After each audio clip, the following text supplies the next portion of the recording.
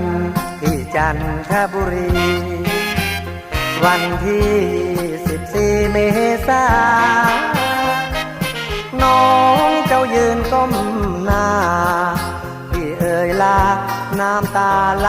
พรูอย่าลืมสาวจันทบุรี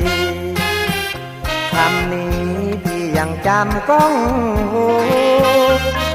น้องคร่ำครวญเช้าตรู่ยังจำก้องหูที่อยู่ทุกวันน้องเป็นลูกสาวท่านรองเจ้าของสวนเงาะเมืองจันทร์พี่เป็นคนกรีดยางคนทางเราห่างต่างชั้น